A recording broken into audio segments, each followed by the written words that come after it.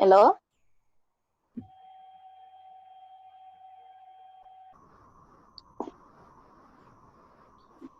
Hello?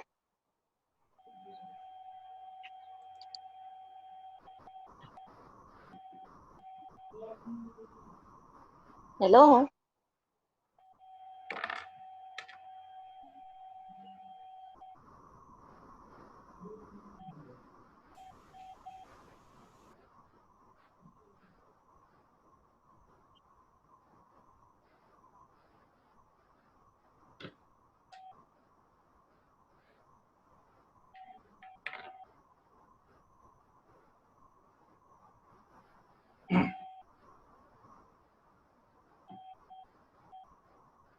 ल सुरु गरौँ है।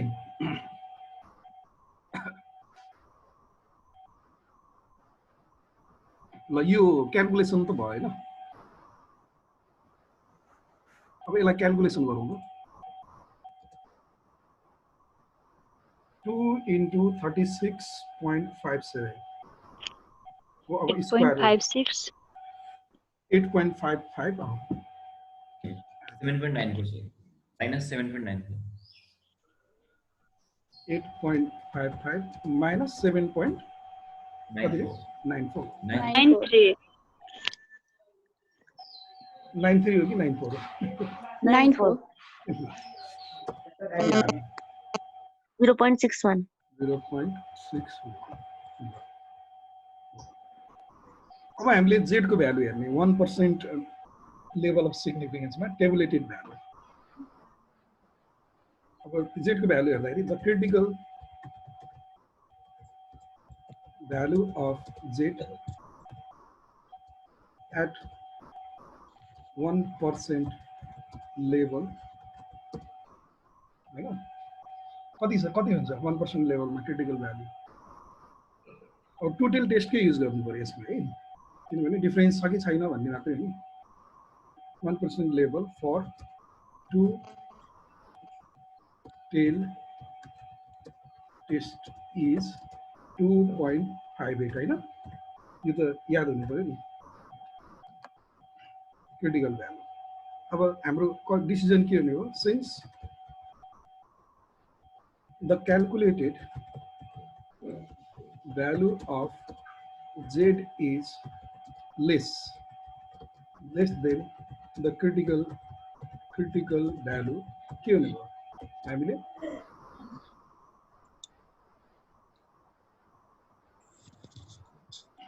के हुने भयो decision we do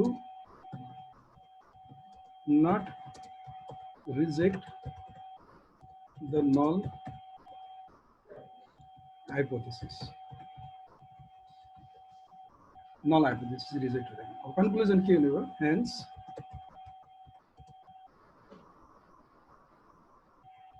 the claim of director is valid। Director को क्लेम चाहिँ भ्यालिड छ भन्ने हो। meaning that यसको अर्थ के हुन्छ, meaning that the population variance is 14 हैन, यति लेख्नु।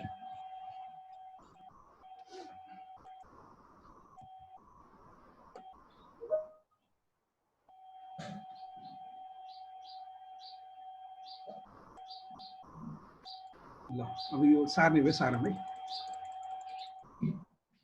Sir लास्टतिर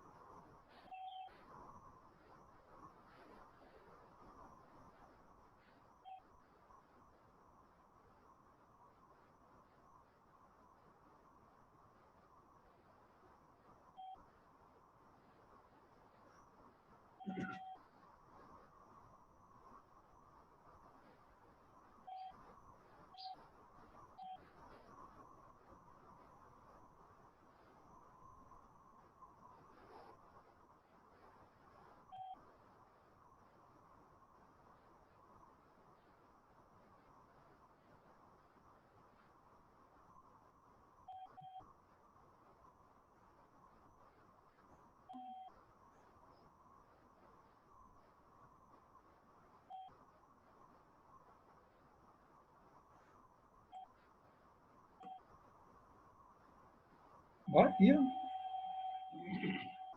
Sir.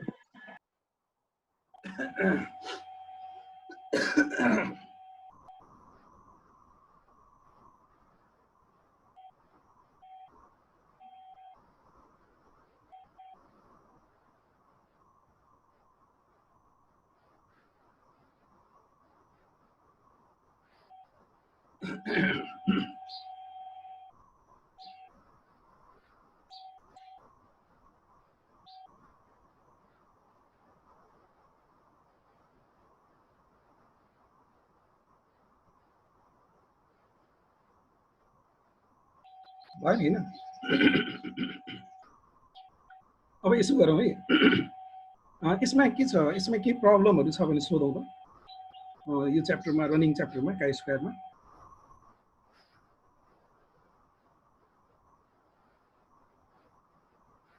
यदि कसैको केही प्रब्लम छैन भने मैले जस्ट अब एज अ अर्को च्याप्टर स्टार्ट मात्र गर्छु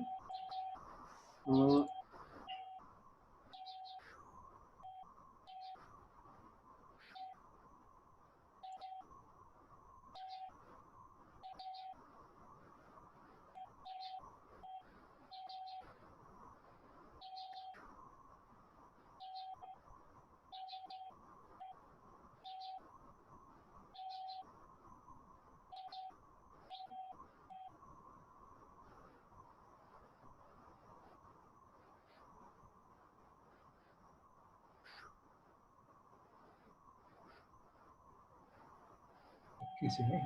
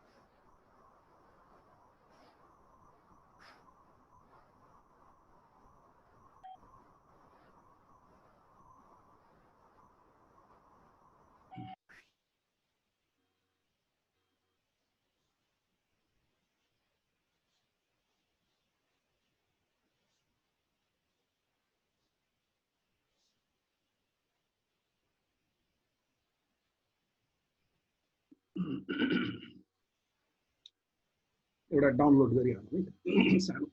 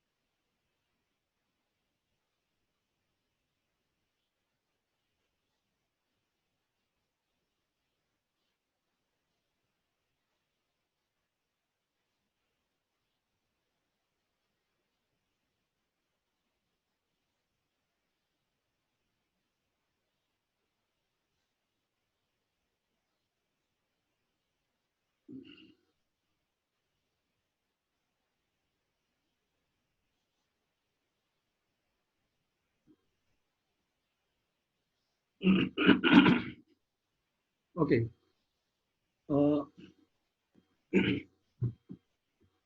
अब यो हाम्रो रनिङ्समा चाहिँ लास्ट च्याप्टर हो कोरिलेसन एन्ड रिग्रेसन एनालिसिस अब मोस्टली स्टुडेन्टहरूले ब्याचलर लेभलमा पनि कोरिलेसन एन्ड रिग्रेसन एनालिसिस पढिसकेको हुन्छ, तर त्यहाँ पढ्दाखेरि मोस्टली हामीले सिम्पल कोरिलेसन र सिम्पल रिग्रेसन मात्रै पढ्छौँ। सिम्पल भनेको के हो भने दुईटा भेरिएबलको बिचको रिलेसनलाई हामीले सिम्पल कोरिलेसन भनेर भन्ने गरिन्छ। अनि रिग्रेसन पनि यदि त्यहाँ दुईटा मात्र भेरिएबलको रिग्रेसन रन गर्छ भने त्यो सिम्पल रिग्रेसन। दुईटा भेरिएबल कस्तो हुन्छ भने एउटा डिपेन्डेन्ट भेरिएबल अर्को इन्डिपेन्डेन्ट भेरिएबल। तर यहाँनिर हामीले पढ्ने भनेको के हो भन्दाखेरि दुईभन्दा बढी भेरिएबलहरूको कोरिलेसन र रिग्रेसन हामीले पढ्छौँ यो च्याप्टरमा। र यो च्याप्टर चाहिँ सबै पोइन्ट अफ भ्यूबाट एक्जामिनेसनमा सबै पोइन्ट अफ भ्यूबाट इम्पोर्टेन्ट च्याप्टर। यसबाट लङ क्वेसन पनि आउँछ र यसबाट सर्ट क्वेसन पनि आउँछ, दुईटै प्रकारको क्वेसन आउँछ होइन। किनकि हाम्रो नम्बर अफ च्याप्टर एकदम लिमिटेड भएको हुनाले अब आउने प्रब्लमहरू चाहिँ एकदमै फिक्स छ। खास गरी हाइपोथेसिस टेस्टिङमा एनालिसिस अफ भेरिएन्सबाट लङ क्वेसन आउँछ प्रायः जसो होइन। फेरि अरूबाट आउँदै आउन भन्न खोजेको होइन कि मोस्टली आउने चाहिँ यो च्याप्टर हो। र यो च्याप्टर 5 रिग्रेसन मल्टिपल रिग्रेसनको क्वेसन खास गरी अलिकति लङ टाइपको आउँछ। अब now let us begin our discussion with the concept of partial correlation. हजुर, यो रिग्रेसन भनेको मिनिङ चाहिँ के हो? पहिलादेखि नै पढ्नु त पढिराखेको कोरिलेसन रिग्रेसन भनेर होइन, तर खासमा मिनिङहरु चाहिँ के हो? तिमीलाई मैले नेपालीमा भने भने तिमीले झन् बुझ्दैन। रिग्रेसनको मिनिङ, कोरिलेसनको मिनिङ हुन्छ सहसम्बन्ध, रिग्रेसनको मिनिङ हुन्छ प्रतिगमन। भनेको अपोजिट के हो प्रतिगमन भनेको के हो? बुझ्दैन है? ल अब यो रिग्रेसनको पालो आएपछि मैले भन्छु, अहिले नहात त है। पहिला हामीले कोरिलेसनको बारेमा कुरा गरौँ। ओके, ब्याचलर लेभलमा नर्मली हामीले पढेको सिम्पल कोरिलेसन। अब what is the correlation? Correlation is the statistical major of the relationship between two variable हैन र दुईटा भेरिएबलहरुको बीचको एउटा स्ट्याटिस्टिकल रिलेसनशिपको मेजरलाई हामीले कोरिलेसन भन्ने गर्छौं। जस्तै मानौ न हाइट र वेटमा के रिलेसन छ पिपुलहरुको भनेर भन्यो भने हामीले त्यसलाई स्ट्याटिस्टिकली मेजरमेन्ट गर्छौं। तिनीहरुमा रिलेसनशिप छ कि छैन हाइट र वेटमा। हाइट लामो हुनेको वेट धेरै हुन्छ कि हैन, हाइट थोरै भनेको वेट कम हुन्छ, यस्तो प्रकारको रिलेसन के। So we simply apply the concept of correlation to measure the statistical relationship or statistical association between two variables. दुईटा भेरिएबल को बीचमा हामीले त्यो रिलेसनशिप क्याल्कुलेसन गर्छौं। त्यो सिम्पल कोरिलेसनलाई हामीले सिम्पल कोरिलेसन वा यसलाई हामीले जीरो अर्डर कोरिलेसन पनि भन्छौं। यो जीरो अर्डर कोरिलेसन भनेको के हो भने in the case of zero order correlation or simple correlation, we are simply going to measure the relationship between two variables. दुईटा भेरिएबल को बीचमा हामीले रिलेसनशिपलाई मेजर गर्छौं। खाली मानौ न x र y भन्ने दुईटा भेरिएबल छ, what is the correlation between x and y भनेर यदि हामीले एब्सोल्युटली x र y को रिलेसनशिप मात्र मेजरमेन्ट गर्यो भने त्यसलाई हामीले सिम्पल कोरिलेसन वा जीरो अर्डर कोरिलेसन भनेर भन्ने गर्छौं।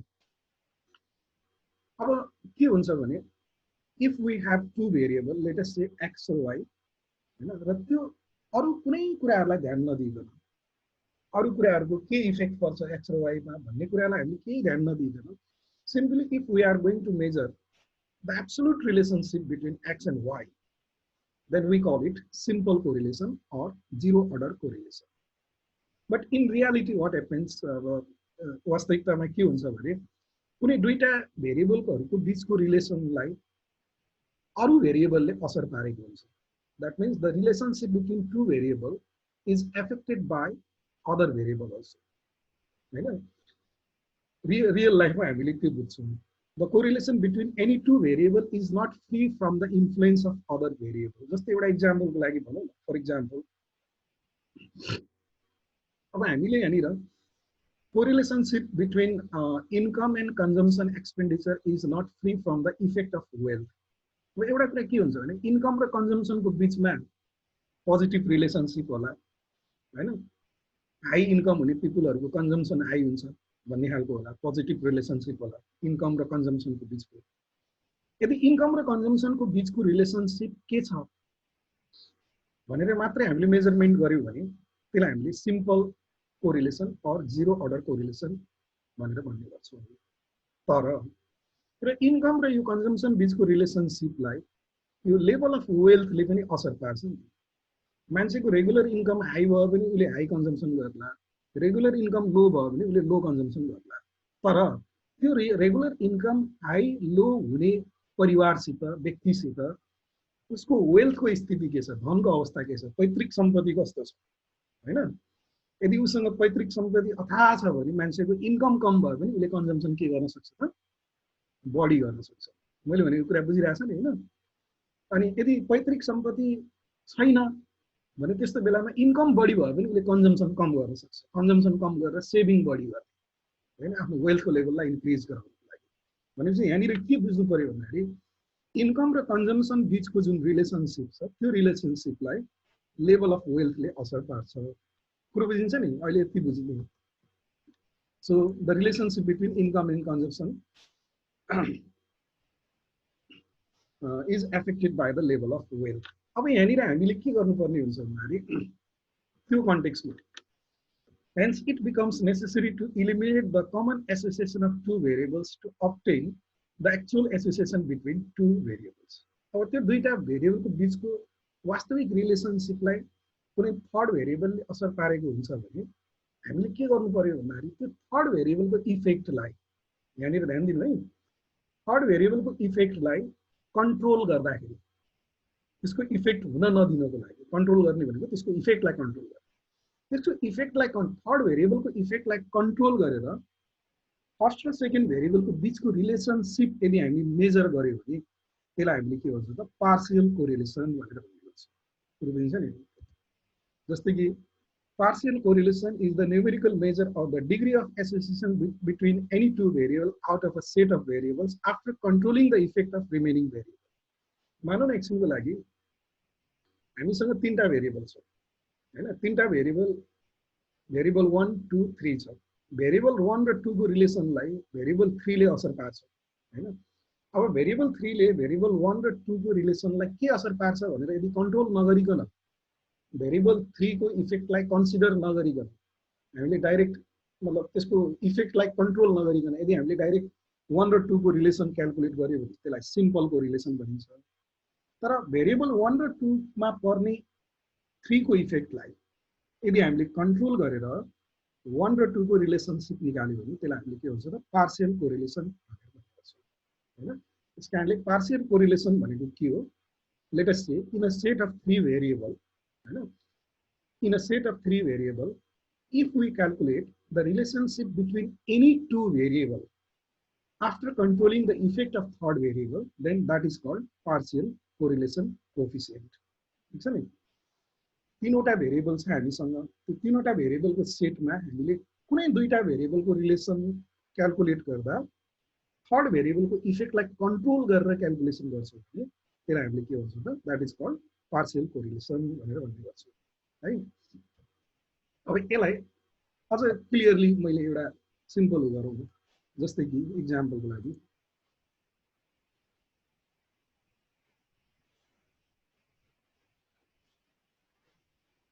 फर इक्जाम्पल मैले यही अलिकति लेख्ने ठाउँ बनाएँ। अब हेरौँ है, यहाँनिर मानौँ हामीसँग एक्स वाई र जेड भन्ने तीनटा भेरिएबल छ हैन। अब यो एक्स वाई जेडको भेरिएबलको हामीले बाइभेरिएट रिलेसनशिप, यसलाई हामीले बाइभेरिएट भन्ने गर्छौँ। दुईवटा भेरिएबलको बाइभेरिएट रिलेसनशिप क्याल्कुलेट गर्दा हामीसँग तीन प्रकारको रिलेसन हुन्छ। एउटा एक्स र वाईको रिलेसन हुन सक्ला, एउटा हैन वाई र जेडको रिलेसन हुन सक्ला, अनि अर्को एक्स र जेडको रिलेसन हुन सक्ला, एक्स र जेडको हैन। अब यो रिलेसन क्याल्कुलेट गर्दा यसलाई हामीले दुई तरिकाले क्याल्कुलेट गर्छौँ। एउटा एक्स र वाईको टोटल रिलेसन क्याल्कुलेसन गर्छौँ जहाँनिर जेडको इफेक्टलाई हामीले कन्ट्रोल गर्दैनौँ हैन। अर्को हामीले वाई र जेडको रिलेसन क्याल्कुलेसन गर्छौँ, यसमा एक्सको इफेक्टलाई कन्ट्रोल गर्दैनौँ। अनि अर्को एक्स र जेडको रिलेसन क्याल्कुलेट गर्छौँ, यसमा हामीले के गर्दैनौँ त वाईको इफेक्टलाई हामीले कन्ट्रोल गर्दैनौँ। भने यस्तो बेलामा यो भनेको के हो? यो भनेको सिम्पल कोरिलेसन हो। यसलाई सिम्पल कोरिलेसन पनि भनिन्छ, यसलाई जिरो अर्डर कोरिलेसन पनि भनिन्छ, अनि यसलाई अर्को शब्दमा प्रोडक्ट मोमेन्ट कोरिलेसन पनि भनिन्छ। बुझ्यो नि?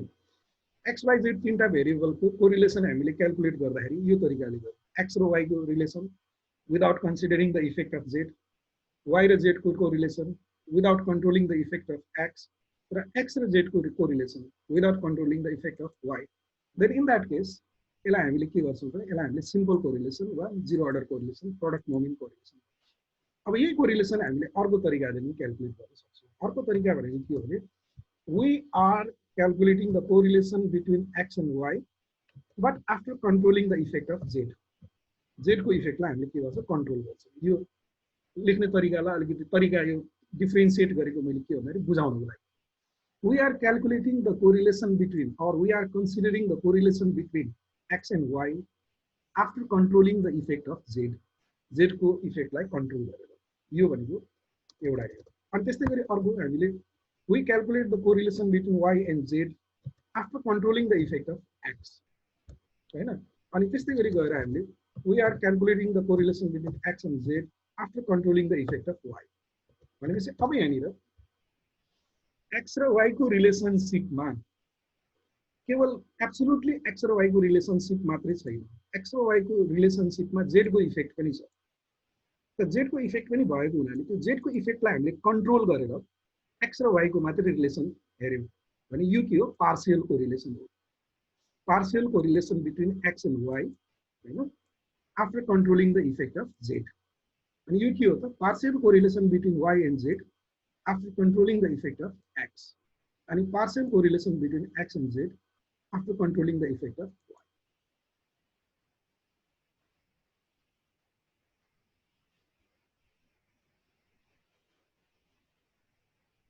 ठीक छ नि? अब यहाँनिर यसलाई हामीले पार्शियल कोरिलेसन भन्छौँ। पार्शियल कोरिलेसन भन्छ है। अब यो पार्शियल कोरिलेसन नर्मली मैले म फेरि स्लाइडमा रिटर्न भयो।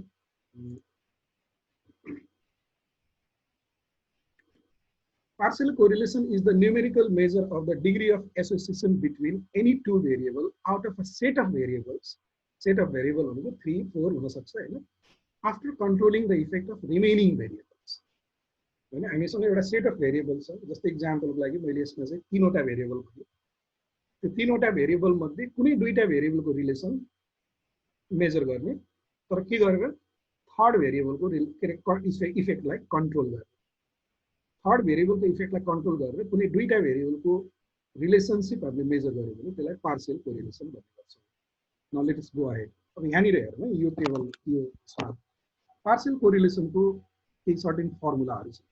यो स्लाइड पनि म मेल गरौँला केही छैन। जहिले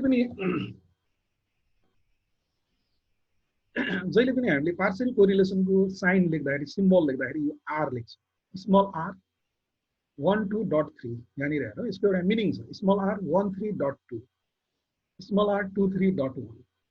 अब यो डट भन्दा अगाडिको दुईटा भेरिएबल जुन छ नि 1 र 2 भन्ने, यो 1 र 2 भन्ने दुईटा भेरिएबलको हामीले रिलेसन हेर्दैछौँ, र डट पछिको भेरिएबल के हो भन्दाखेरि त्यो डट पछिको भेरिएबललाई हामीले के गर्यौँ त्यसलाई हामीले पार्शियल गर्यौँ भनेको कन्ट्रोल गर्यौँ। अब यसको मिनिङ के हुन्छ भने योलाई हेरौँ। First of all partial correlation between variable 1 and variable 2 after controlling the effect of variable 3।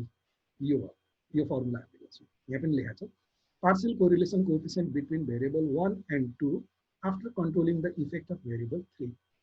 त यहाँनिर कन्ट्रोल भेरिएबल के हो भन्ने कुरा त्यो चाहिँ डट पछि लेखिएको हुन्छ। जहिले पनि यो ख्याल गर्नु, डट पछि हामीले जुन लेख्छौँ नि डट पछिको भेरिएबल चाहिँ कन्ट्रोल गरेको भेरिएबल। त्यस्तै यो के हुन्छ यसलाई कसरी रिड गर्छौँ हामीले कसरी बुझ्छौँ। यो सेकेन्ड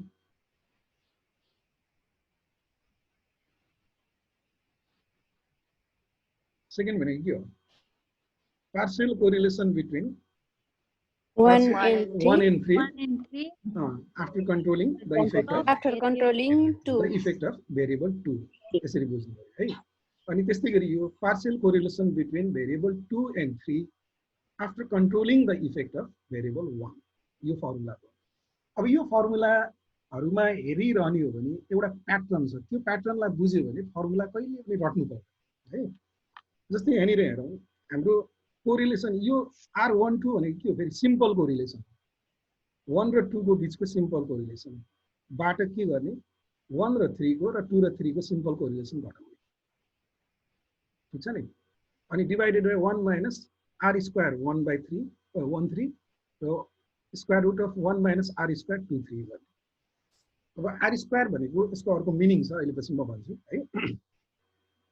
अब यहाँनिर यो सबै फर्मुलामा हेर्यो भने एउटा प्याटर्न हामीले के देख्छ भन्दाखेरि एकचोटि यो डट भन्दा अगाडिको कोरिलेसन राखिएको छ माथि, यो R12, यहाँनिर R13 छ हैन, यहाँनिर R23 छ, अनि डटको अगाडिको एउटा भेरिएबल र पछाडिको अर्को भेरिएबललाई रिलेट गरिएको छ, 1 3 हैन, अनि 2 3 हेरौँ यहाँ 1 3 2 3 र डिनोमिनेटरमा त्यही छ फेरि 1 3 2 3।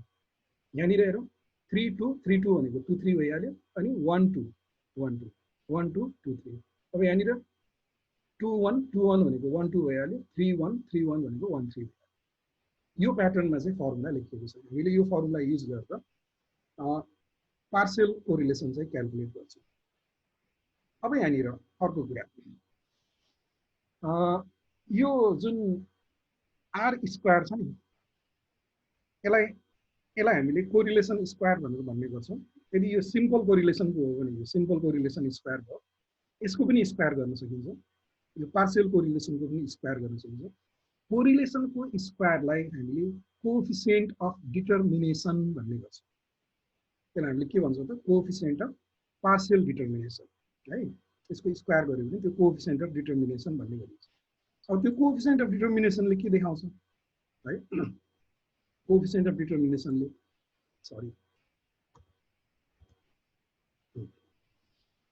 कोएफिसिएन्ट अफ डिटर्मिनेसनले यो हामीले अलिकति डिटेलमा गएर रिग्रेसनमा पढ्छौँ हैन। डिपेन्डेन्ट भेरिएबल र इन्डिपेन्डेन्ट भेरिएबल भनेको थाहा छ नि हैन, व्हाट इज डिपेन्डेन्ट भेरिएबल?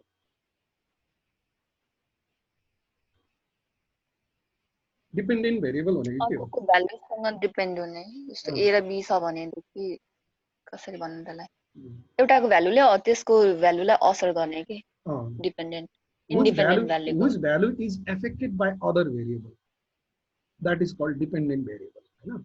र इन्डिपेन्डेन्ट भेरिएबल भनेको के हो, which affect other variable other variable। अब यहाँनिर हाम्रो के हुन्छ भने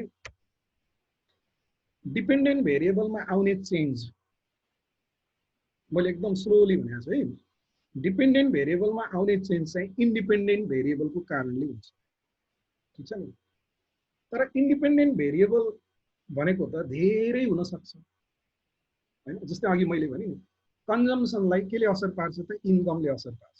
इन्कमले मात्र असर पार्दैन, वेल्थले पनि असर पार्छ। वेल्थले मात्र असर पार्दैन, कन्जम्सनलाई अरू कुराहरूले पनि असर पार्ला। मान्छेको एउटा कन्जम्सन भनेको मान्छेको एउटा ह्याबिटमा पनि डिपेन्ड हुन्छ, त्यसले पनि असर पार्छ। त्यही भएर यहाँनिर अब हामीले एउटा डिपेन्डेन्ट भेरिएबललाई इफेक्ट गर्ने जति पनि इन्डिपेन्डेन्ट भेरिएबलहरू हुन्छ नि, त्यो सबै इन्डिपेन्डेन्ट भेरिएबलहरूलाई हामीले हाम्रो रिसर्चमा इन्क्लुड गर्न सक्दैन।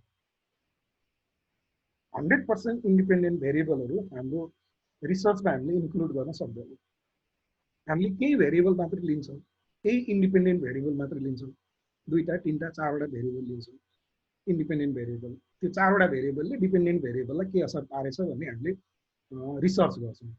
तर त्यो डिपेन्डेन्ट भेरिएबललाई असर गर्ने त्यो 4वटा भेरिएबल मात्र छैन, अरू भेरिएबल पनि छ हैन, जुन हामीलाई हाम्रो स्टडीमा हाम्रो रिसर्चमा इन्कर्पोरेट गर्न सम्भव हुँदैन।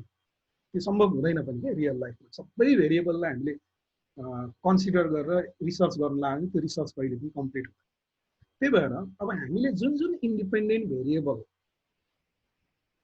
इफेक्ट चाहिँ डिपेन्डेन्ट भेरिएबलमा हेर्न लाग्छौँ, त्यो इन्डिपेन्डेन्ट भेरिएबलले डिपेन्डेन्ट भेरिएबलमा हुने परिवर्तनलाई कति पर्सेन्टसम्म एक्सप्लेन गर्छ हैन। What percentage of the variation in dependent variable is caused by independent variable भन्यो भने त्यसलाई हामीले कोएफिसिएन्ट अफ मल्टिपल डिटर्मिनेसन भन्ने हुन्छ। जस्तै इक्जाम्पलको लागि, फर इक्जाम्पल जस्तै मानौँ न मैले यहाँ सिम्पली कोएफिसिएन्ट अफ डिटर्मिनेसनलाई R भनेर भनेको होइन, यो कोरिलेसनलाई R भन्यो।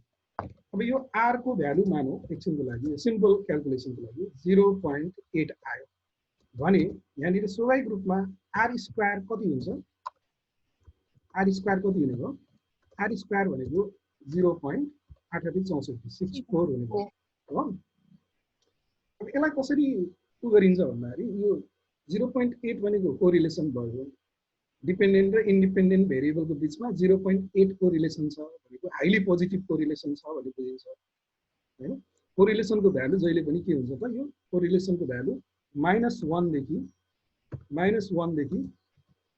+1 सम्म रेन्ज भएको हुन्छ यो ख्याल गर्नु है यदि -1 कोरिलेसन छ भने त्यसलाई पर्फेक्ट नेगेटिभ भनिन्छ -1 भयो भने +1 छ भने त्यसलाई पर्फेक्ट पोजिटिभ रिलेसनशिप भनिन्छ +1 को नजिक छ भने त्यो हाइली पोजिटिभ भयो रिलेसनशिप -1 को नजिक छ भने हाइली नेगेटिभ रिलेसनशिप भयो अब माइनस हुँदाखेरि नेगेटिभ रिलेसनशिप प्लस हुँदाखेरि पोजिटिभ रिलेसनशिप +1 हुँदा पर्फेक्ट पोजिटिभ -1 हुँदाखेरि पर्फेक्ट नेगेटिभ अनि कोरिलेसनको भ्यालु 0 पनि हुन्छ -1 र +1 को बीचमा पर्छ भनेपछि त्यो 0 पनि हुने हो नि त हैन त 0 भनेको -1 र +1 को बीचमा यदि कोरिलेसनको भ्यालु 0 आयो भने देयर इज नो रिलेसनशिप भन्ने बुझ्नु पर्यो त्यहाँ कुनै रिलेसन छैन भन्ने अब मैले यहाँ भन्न लागिरहेको थिएँ r स्क्वायर के हो यो r हामीले क्याल्कुलेट गरिसकेपछि यसलाई r स्क्वायर गर्यो भने यसलाई हामीले कोएफिसिएन्ट अफ डिटर्मिनेसन भन्छौँ